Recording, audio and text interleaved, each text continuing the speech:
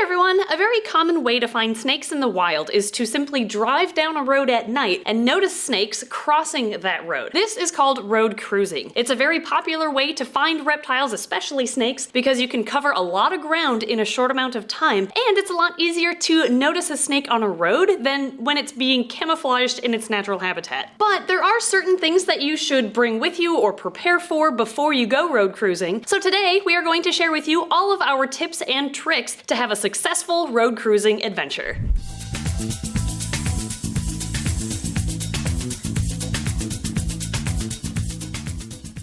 To cover everything you need to know about road cruising, today's video will be broken up into 5 different segments. What to wear and what to bring with you or what to pack, what to do before you go, where to go road cruising, when to go road cruising, and finally, what to do when you're driving. First, what should you wear and what should you bring with you? As far as what to wear goes, bring clothes or wear clothes that are comfortable for you, but make sure that your pants are long pants in case you encounter a snake that's a bit cantankerous and may want to bite, especially if you're in venomous snake territory. And make sure, for the same reasons, you wear closed-toed shoes. As far as what to bring with you, we recommend packing the following items, which we will put Amazon affiliate links to in the description below. First of all, since you'll be driving in the dark, we recommend bringing flashlights and backup batteries for those flashlights. Okay, I'm actually gonna jump in here. Flashlights make a huge difference. Get a good flashlight when you're road cruising. A lot of flashlights, including the flashlight on your phone, are not very bright. They only illuminate it a little bit, it seems. Invest in a good quality flashlight. We will put a link to this one, which is a Bell Howell brand. I don't know what that is. It's a really good flashlight. We'll put a link to it in the description. But it's kind of cool because it's super bright. Like, it's not super dark out here yet, but you can already see it. And then it also zooms in so you can get really bright, or you can adjust the radius so you can look further down and still have that bright spot.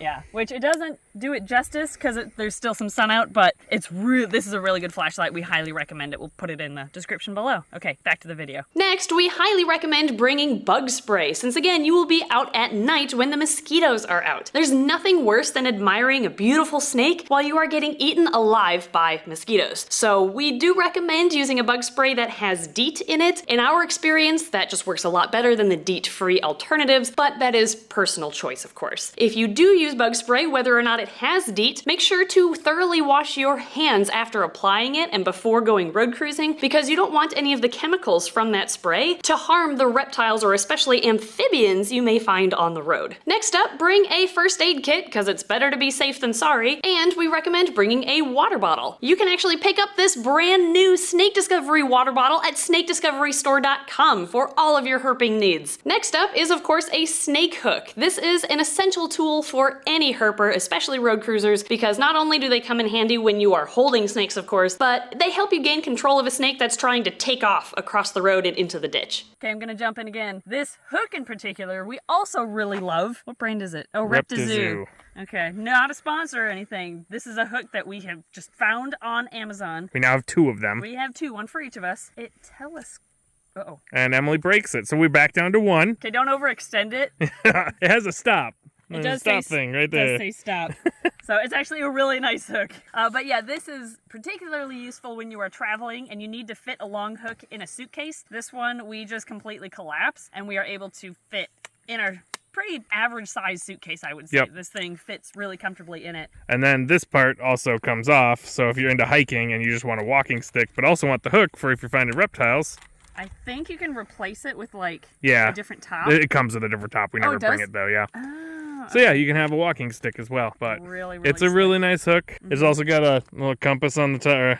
Compass on the top. Compass, wrist strap, 2 different grips. It's really nice. So we'll put a link to this in the description too. Next, if you plan on having multiple cars on your road cruising adventure, bring radios with backup batteries for those radios, because often when you go road cruising, you lose cell phone service and then you're SOL if you're trying to communicate with another driver, like, hey, we found a snake back here, come back. If you don't have cell service, there's no other way to communicate, so bring radios. They come in more handy than you think. Speaking of cars, kind of driving, make sure you bring a full tank of gas, because you go through gas faster than you think, and if you're off in the boonies, you might not have a gas station to fill back up at. Another item that is very helpful, and we do recommend bringing with you, is a field guide that helps you identify the local fauna and flora of the area. It's mostly important for reptile species, so that you can better identify them, of course, when you see them on the road, but it's also nice having a field guide that includes the predators of the area, just so you know what to be aware aware of for your own safety. And last but not least, we recommend bringing a friend. And that friend could be your driver, or it could be you're driving and your friend is spotting the snakes. It's basically a two-person job to drive and find snakes on the road, because when you're driving, you're concentrating on driving, but when you don't have to drive, that's when you can find the snakes a bit easier. It's just a better situation all around if you have a second person with you. Next, what should you do before you go? We recommend looking up the native reptile and amphibian species that you may find while you are road cruising in your area, just so that you're prepared before you even head out. You don't want to be relying on your field guide every time you find a snake. You want to be well versed in what's in your area so that you can look at a snake, know its identifying characteristics, and that will make the herping process so much smoother. If you don't know what species you're looking at on the road, you don't want to pick it up, of course, you want to play it safe, but it's also difficult to corral a snake on the road while you are looking through your field guide trying to figure out what it is. So try to do some research on what you might find outside before you even leave. Second, you should also make sure to do some research on your local herping laws before you go road cruising. Road cruising is considered a type of herping, or finding reptiles and amphibians in the wild, and each state, each park has its own rules related to them. For instance, some states require that you have a current fishing license in order to go herping. Other places don't allow snake hooks specifically. Some places don't allow herping at all, and so on and so forth. So make sure that you are well versed with your local laws so that you aren't breaking any of them when you are going road cruising. Alright, so far we have covered what to wear and what to pack, and what to do before you go. So now, where should you go road cruising? Well, if you ask around trying to find good roads to drive on, don't be surprised and don't be offended if nobody gives you their good roads. It's actually for the safety of the reptiles that good roads are kept hush-hush, because if the wrong person learns about a proven road, is what they're called when it's been proven that snakes cross it at night, if the wrong person learns about those roads, they might go out and poach all the snakes. And so it's really for the safety of the snakes that we keep good roads a secret. We shouldn't have to say it in today's day and age, but here we are. So if you come across a good proven road, keep it on the down low, try to keep it a secret for the safety of the animals. So that being said, you will probably have to find good roads on your own. And to do that, we recommend looking up your target species' native range and native habitat, and then using Google Maps to find matching areas of that habitat with roads driving through them. Roads that are more secluded and are therefore less busy are oftentimes better, or yield better results. And paved roads are typically better than gravel roads because the snakes are more obvious against a smoother surface than a rough one. So once you know where you're gonna go road cruising, the next question is, when should you go road cruising? In our experience, sunset to about 2 hours after sunset is your best window at finding snakes crossing the road. It seems like after, in our experience anyway, and this depends on the habitat and the range and where your location basically, but it seems like after that 2-hour mark, snakes aren't nearly as active as far as crossing the roads go. This is likely because in certain habitats, the roads warm up during the day, and then when the outdoor temperatures drop at night, the roads still retain a lot of that warmth, so snakes are attracted to it to warm up their bodies. But after a couple hours after sunset, the roads cool back down, so that attraction is kind of lost to the snakes. Alright, so now we have talked about what to wear and what to pack, what to do before you go, where to go, and when to go road cruising. So finally, we're going to talk about what to do when you are driving. First and foremost, drive slowly, like 20 to 25 miles an hour max. Even if it's typically a faster flowing road, keep it at 20 to 25 miles an hour because you don't want to accidentally hit the snakes that you were trying to find. If you go much faster than 25 miles an hour, then the response time you have between noticing a snake and pulling over so you don't miss it is much shorter, and you're therefore much more likely to hit the snakes that you are trying to admire. Kind of along those same lines, our next tip while driving is to try to scan the road about 30 feet ahead of you, if not a little further, so that you have enough space to react when you notice a snake on the road. If you're scanning the road immediately in front of the car, then once you see one, you're gonna hit it before you even know that it's there. While you're driving and scanning the road, try to keep your eyes focused on irregularities on the road. You'll notice that snakes really stand out. It's kind of hard to describe exactly how, but once you train your eyes to scan the road for irregularities or just things that don't belong on the road, noticing the snakes gets a lot easier. When you see something, it's a good idea to have already established a single word that indicates that you see a snake. Usually, for us anyway, it's just the word snake. That indicates to Ed, if he's driving, that, hey, I see a snake, pull over. Otherwise, you're gonna be fumbling over your words, and before you know it, you've already passed the snake. When you do see that snake, pull over safely to the side of the road, turn on your hazard lights, and get to that animal as soon as you safely can, because a lot of snakes, once they're noticed, just like to book it across the road. Once you make it to that snake, identify it first before attempting to pick it up. This is of course for safety reasons, but also for legal reasons, because some species of snakes are federally protected and therefore you can't legally touch them. This is where that research before you go out really comes in handy. Once you're done admiring that beautiful snake that you found on the road, make sure to move it in the same direction it was already crossing and just leave it on the other side of the road. If you put it back on the side it came from, it was probably crossing the road for a reason and it'll just have to cross it all over again. So do that snake a favor or other animal a favor and move it across the road in the same direction it was going. My next tip is to not put yourself in dangerous situations while you are herping or road cruising. As my mom always told me while growing up, make smart choices whenever I left the house, and that also applies to finding snakes in the wild. Your safety comes first. And not only is your safety important, but so is the safety of other people, other drivers around you. So be courteous to other drivers. Don't drive erratically, that could cause an accident. Make sure you are safe and you are keeping other people and other drivers safe at the same time. Alright, so we have officially talked about what to wear and what to pack, what to do before you leave, where to go road cruising, when to go road cruising, and how to do the road cruising itself. My last tip for today's video is probably the most important one, and that is to leave any animals you find outside in the wild. As tempting as it may be, you don't want to take the animals you find home because we need to ensure that animals will be outside in the wild to repopulate and create future reptiles for future generations to enjoy as well. So I'll get off my soapbox, but animals you see in the wild should stay in the wild.